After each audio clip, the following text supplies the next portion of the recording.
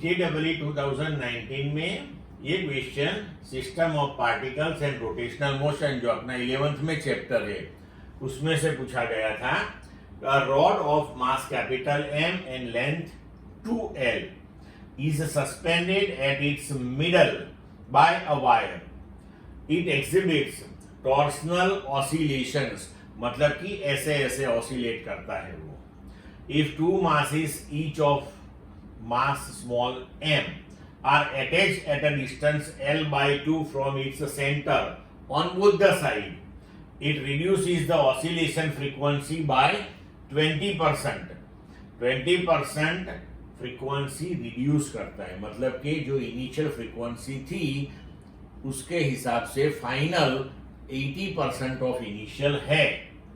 The value of ratio small m to capital M is close to option 1 0.17, option 2 0.37, option 3 0.57, option 4 0.77।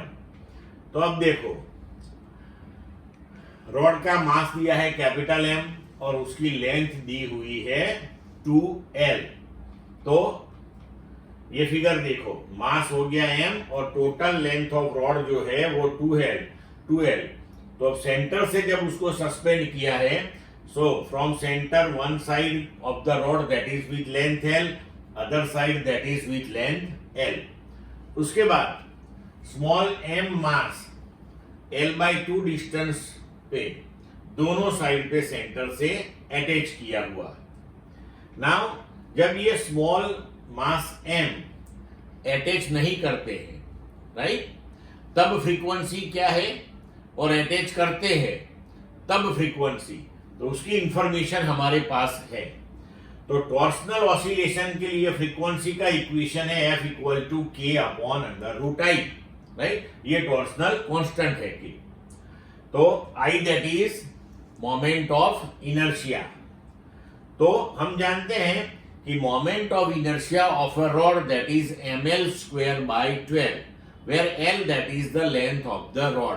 But यहां पे ध्यान रखो, length of the rod L नहीं है, 2L है, तो आपको 2L लिखना है। ml², उसकी जगह आप लिखोगे m × 2L whole square divided by 12। ये हो गई हमारी इनिशियल फ्रीक्वेंसी। अब स्मॉल m मासिस हमने अटैच कर दिए, तो फ्रीक्वेंसी, तो मोमेंट ऑफ इनर्शिया रॉड की खुद की तो जो है वो m12 होल स्क्वायर बाय 12 हो जाएगी, और दोनों मास, एक मास जो ये है उसकी moment of inertia mass into this length square, इसकी भी मास इनटू लेंथ स्क्वायर, तो 2 टाइम्स मास, लेंथ है L/2 होल स्क्वायर। अब हमें दिया गया है क्वेश्चन में कि फ्रीक्वेंसी 20% रिड्यूस होती है, मतलब कि नई फ्रीक्वेंसी जो है वो इनिशियल फ्रीक्वेंसी से 80% है। तो हम लिख सकते हैं कि final frequency F2 that is 0.8 of F1। तो अब F2 और F1 की वैल्यू रखते हैं, तो K/√m12 whole square by 12 plus 2m L/2 whole square equal to 0.8 K/√m12² by 12। तो अब K कैंसल हो गया, दोनों साइड रेसिप्रोकल कर लिया, तो ये 1/0.8 हो गया। अब दोनों साइड स्क्वायर कर लो, राइट, तो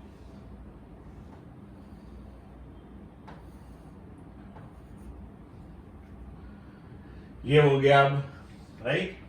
अब जब इसको सॉल्व करोगे आप, दोनों साइड से ये कॉमन निकालो m, और जो कैंसल होता है वो कैंसल कर दो, और उसके बाद जब आप इसको सॉल्व करोगे तो m/m का आंसर आएगा 0.375। तो इसके हिसाब से हमारा आंसर हो जाएगा ऑप्शन नंबर 2।